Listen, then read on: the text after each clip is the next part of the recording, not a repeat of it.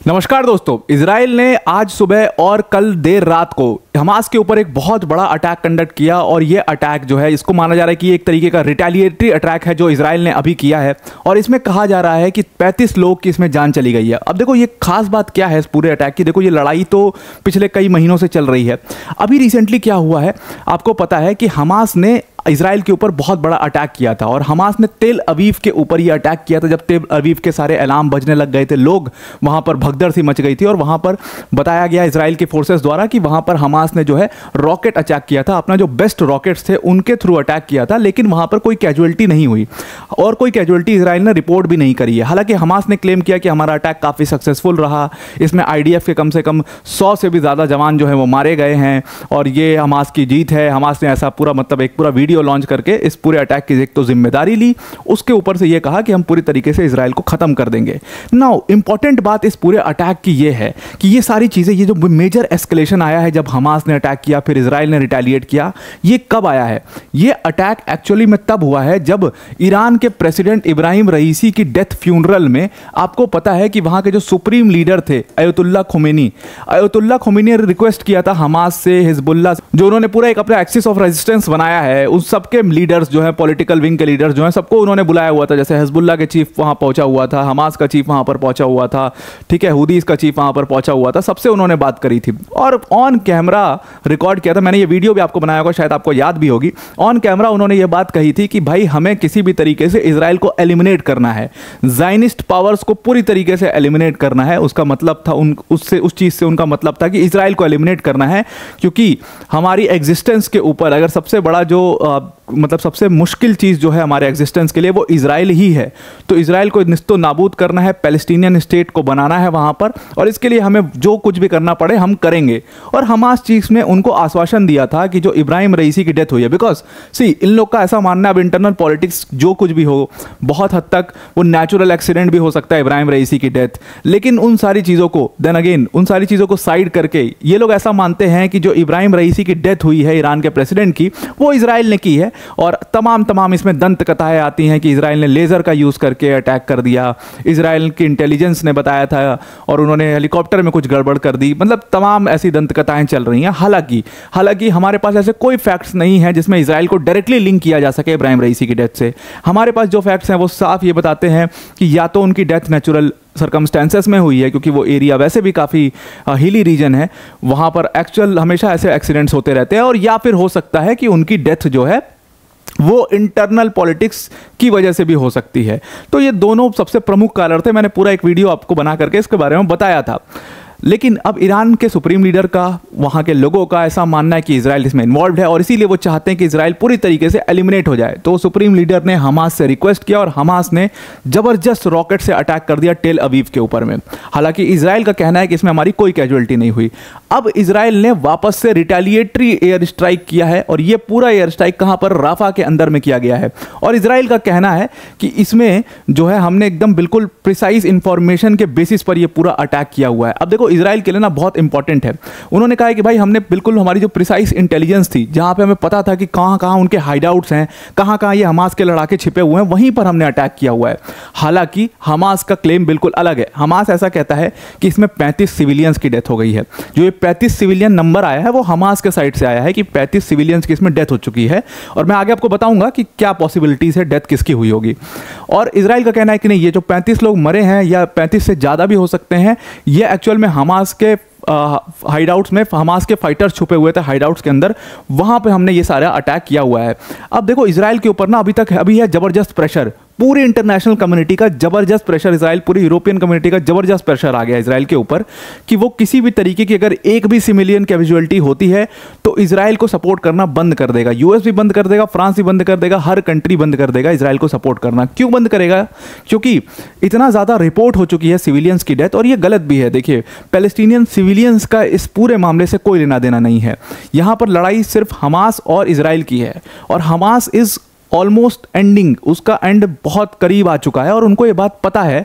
And that is why वो हमेशा civilians को हमेशा एक बॉर्डर, एक बचने के लिए एक प्रोटेक्टिव शील्ड की तरह यूज़ करे जा रहे हैं। तो इजराइल जब भी वहाँ पर अटैक करेगा, बिना प्रिसाइज इन्फॉर्मेशन के अगर अटैक करता है तो सिविलियंस के मारे जाने की चांसेस बहुत ज़्यादा हैं। अभी हुआ क्या है, ये वाला जो अटैक किया गया है, एक्चुअल में ये अटैक जो है वो एक ह्यूमैनिटेरियन जोन जो बनाया था, खुद इस ह्यूमैनिटेरियन जोन को किसने बनाया था? इजराइल ने ही इस ह्यूमैनिटेरियन एरिया इसको घोषित किया था, वहाँ पर कर दिया गया है। एंड आई थिंक ये बहुत गलत है। और यहाँ पर क्योंकि ह्यूमैनिटेरियन एरिया में अटैक हुआ है तो वहाँ पर ज़रूर से सिविलियंस की कैजुअलिटी हुई होगी, 110% श्योर। अब देखो ये मैप है उसका, हमास राफा, ये मैप है पूरा गाजा स्ट्रिप का, और यहाँ पर आपको राफा दिखाई दे रहा होगा। अब राफा के अंदर में मैंने आपको बताया था कि लास्ट ऑफेंसिव लॉन्च किया था इजराइल ने अपना, और इस ऑफेंसिव में इजराइल का ये एजेंडा था कि हम किसी तरीके से पूरे हमास को ख़त्म कर दें। तो उन्होंने जो लोग यहाँ पर छुपे हुए थे, पूरा इसका एक प्रॉपर वीडियो हमने दिखाया था किस तरीके से लोग माइग्रेट कर करके आके राफा के अंदर में बस गए हैं। तो वहाँ पर कैंप्स में लोग बैठे हुए हैं, तो लोगों को इवैक्यूएट कराना बहुत इंपॉर्टेंट था, और इसीलिए लड़ाई चल रही थी यूएस और इजराइल के बीच में। यूएस कह रहा था कि भाई आप इस लोग को पहले इवैक्यूएट तो कराओ, तब ऑफेंसिव अपना लॉन्च करना।